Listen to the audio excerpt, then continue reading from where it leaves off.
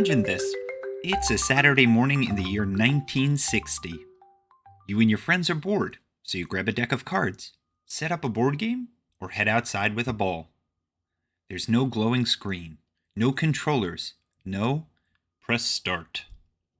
If you wanted adventure, you used your imagination, not a console. Every game happened in the real world. Tag, hide and seek, checkers, Monopoly. And when the sun went down, playtime was over. Because before video games, play was something you did with people, not pixels. Welcome to What Did We Do Before, where we travel back in time to discover how people lived before modern inventions changed the world. I'm your host, Bryan, and today we're plugging into the story of how games jumped from the living room floor to the digital worlds in our hands.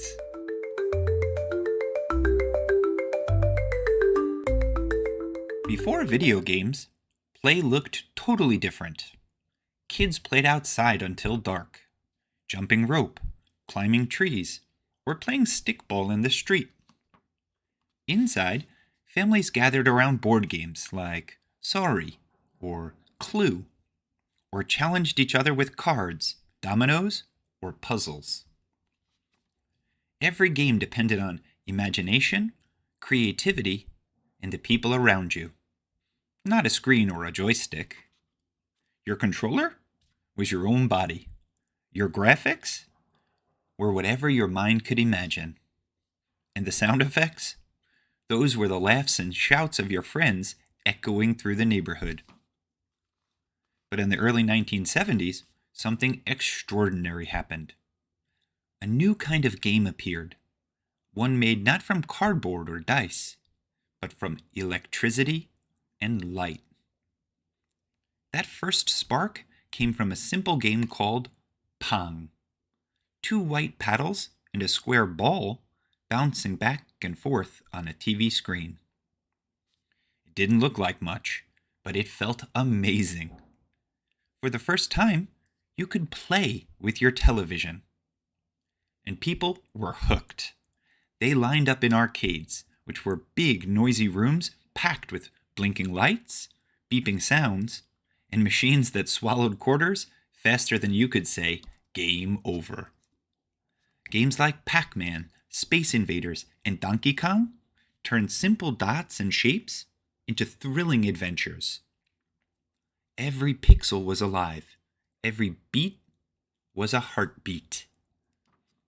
Arcades became the hangout spots of the 1980s, the place where high scores were serious business, and every game felt like a new challenge waiting to be conquered. Then came the revolution that brought gaming home.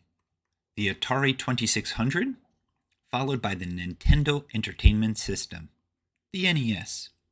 Those two consoles changed everything. Suddenly, you didn't have to leave your house to play.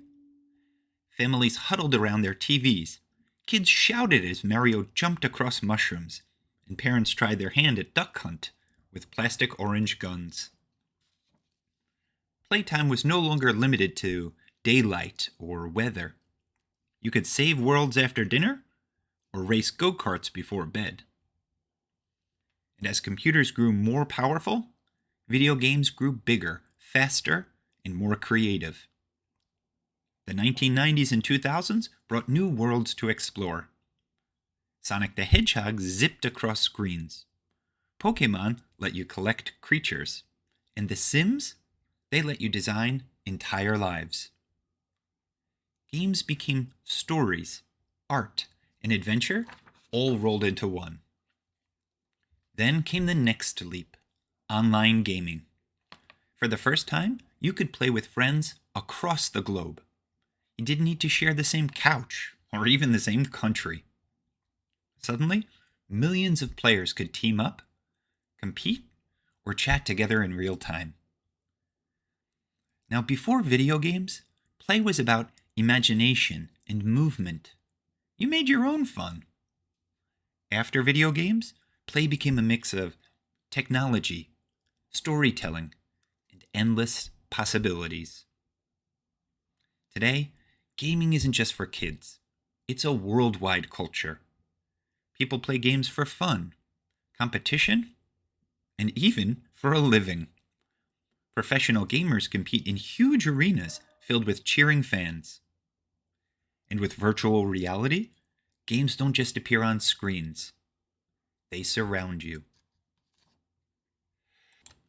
From bouncing pixels to 3D adventures, from simple pings to surround sound, video games transformed how we play, think, and connect. They didn't just change entertainment, they changed imagination itself.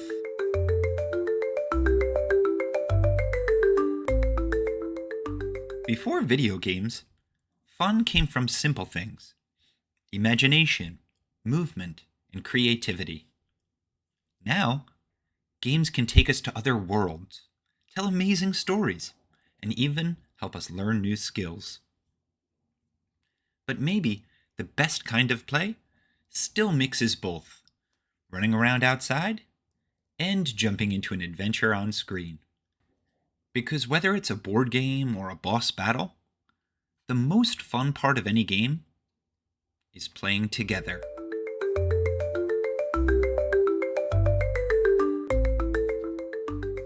Now, here are a few fun facts that I found while researching this podcast.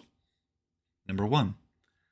The very first video game ever created was called Tennis for Two, created in 1958, and it ran on a computer used for science experiments. Number 2. The original Pac-Man game from 1980 had just 256 levels. But level 256 was unbeatable because of a computer glitch. So when you got to 256, it was seriously game over. Number 3. The Nintendo Game Boy was so tough that one even survived a bombing in the Gulf War and still worked. Talk about craftsmanship. Number 4. The biggest video game ever made, Minecraft, has sold over 300 million copies, more than any other book except the Bible. And number 5, today, video games make more money each year than movies and music combined.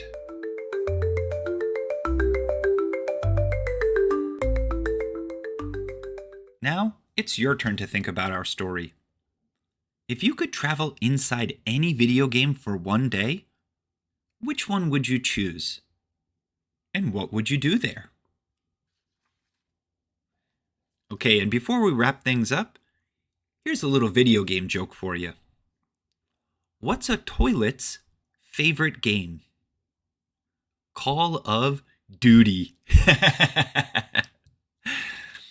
Next time on What Did We Do Before? We'll explore what life was like before the optical mouse. Before that smooth red light helped guide our cursors, people had to roll heavy rubber balls across their desk and clean out dust and crumbs just to keep their mouse moving. Well, click back next time to see how one little laser changed how we explore the digital world and made pointing, clicking, and creating smoother than ever. Because every move starts with a click. Until next time, keep wondering, what did we do before?